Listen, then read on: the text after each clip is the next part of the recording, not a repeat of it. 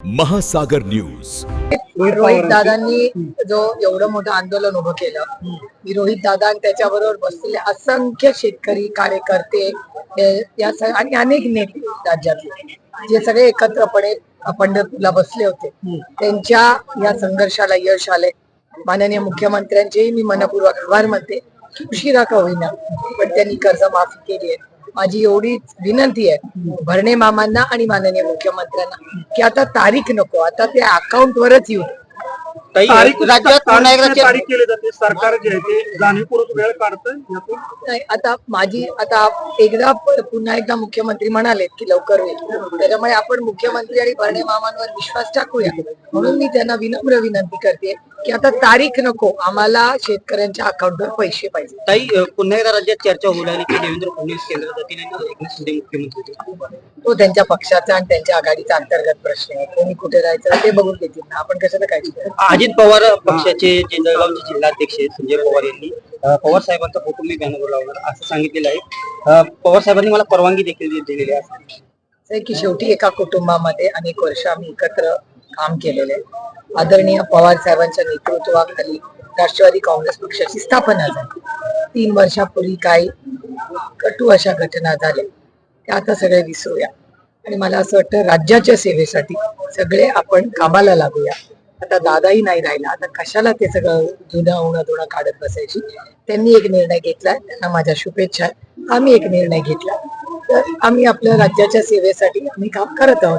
ते जिथे आहेत तिथे ते खुश आहेत, आम्ही जिथे आहोत तिथे आम्ही समाधानी. काही दिवसांपूर्वी त्यामुळे देशा आणि राज्यासमोर अतिशय महत्वाचे प्रश्न आहेत आणि आमच्या श्रद्धेचं स्थान म्हणजे अयोध्या ते उज्जैन हे दोन्ही आपल्या सगळ्यांच्याच भारतीयांचं जिथे श्रद्धेचं स्थान आहे तिथे भ्रष्टाचार झालाय. म्हणजे मला विश्वासच बसत नाहीये की राम मंदिर आणि अयोध्या आणि पुरुषोत्तम रामांसाठी ते मंदिर बांधण्यात गेलं. मी मुद्दा म्हणते मर्यादा पुरुषोत्तम राम, म्हणजे ज्या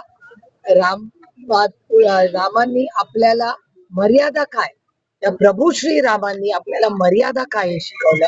तिथून अयोध्यामध्ये भ्रष्टाचारचे व्हिडिओ तुम्ही दाखवले आणि तुम्ही ह्याचे पण दाखवले, मध्य प्रदेशला पण दाखवले. आता मला सांगा, अयोध्येला जर भ्रष्टाचार असेल तर काय बोलायचं आता तुम्ही मला सांगा. हे प्रचंड अस्वस्थ करणारी गोष्ट आहे आणि दुःख वाटतं आम्हाला. म्हणजे उज्जैनला भ्रष्टाचार आमचं श्रद्धास्थान, अयोध्येला भ्रष्टाचार आमचं श्रद्धास्थान, काँग्रेस पक्ष आणि राष्ट्रवादीवर भ्रष्टाचाराचे आरोप याच भारतीय जनता पक्षाने केले आणि आज आमच्यावर असले तरी आरोप केले नव्हते. आणि जे वाजले, जे काही भ्रष्टाचाराचे आरोप केले त्याच्यावर अर्धी जास्त लोक आज भारतीय जनता पक्षाच्या मित्र पक्षात आहेत आणि आरोप सगळे बंद झालेले आहेत.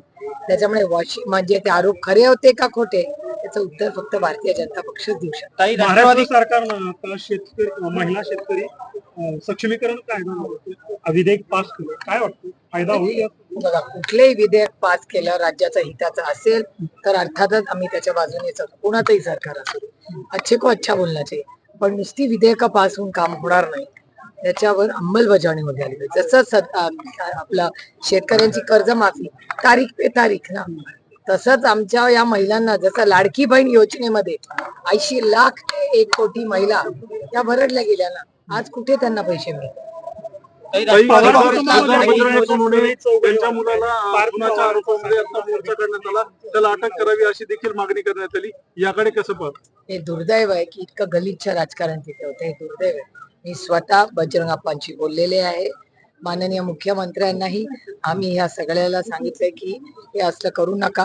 माझा विश्वास आहे की पोलीस यंत्रणा न्याय देईल आणि राष्ट्रवादी काँग्रेस पक्ष आणि पवार कुटुंब हे 100% नाही 1000% बजरंग अप्पांच्या मागे खंबीरपणे उभं राहील आणि या गलिच्छ राजकारणाला आम्ही ताकदीने मोडून काढू. पवार कुटुंबात सराई चौघडे गुणावर पार्थ पवारांचा साखरपुडा साध्या पद्धतीने होत नाही. आमच्या घरात पहिलं युगेंद्र पवारांचं लग्न झालं, त्याच्यानंतर जय पवारांचं झालं, मग रेवतीचं झालं, आता पार्थचं होत आहे. त्याचा आम्हाला अर्थातच आनंदच आहे, पण दादा असता तर आम्हाला जास्त आनंद. राष्ट्रवादी काँग्रेसला अर्थमंत्रित्व देण्यात येणार होतं, मात्र ते असून देखील देण्यात आलं नाही. जय पवार यांनी भाषणात सांगितलं की आमची मुख्यमंत्र्यांशी चर्चा झालेली आहे, थोड्या दिवसात तुला अजून पद मिळालं. मला याची काय माहिती नाही. हा प्रश्न तुम्हाला राष्ट्रवादी काँग्रेस पक्ष अजित पवार गटाला विचारायला लागेल. मला त्याची माहिती मोशीत मधील जी आहे ती शोधमोहीम संपलेली आहे. एकूण 9 जणांचा मृत्यू झालेला आहे. अनेक ठिकाणी परवानगी नसल्याची माहिती आहे. हो, मी स्वतः काल रात्री तिथे गेले होते. पीसीएमसी कमिशनर विजय सूर्यवंशी आणि त्यांची सगळी टीम आणि पोलीस यंत्रणा यांचं मी खरंच आभार मानते की गेले जवळपास 72 तास पीसीएमसीचे कमिशनर स्वतः आणि त्यांची सगळी टीम आणि पोलीस यंत्रणा हे तिथे जवळपास 3 दिवस सलग दिवस रात्र काम करत होते. दुर्दैव आहे, आपण काही लोक गमावले तिथे. आपण खरं तर सगळ्यांना वाचवण्यात यश आलं, पण ह्याची एक पारदर्शक इन्क्वायरी झाली पाहिजे.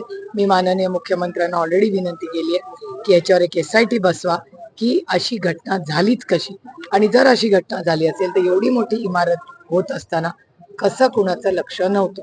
त्याच्यामुळे ह्या ज्या इमारती अशा आहेत त्याचा एक ऑडिट झालं पाहिजे आणि अशी घटना परत होता कामा नये याची खबरदारी प्रशासनाने घेतली पाहिजे. थँक्यू.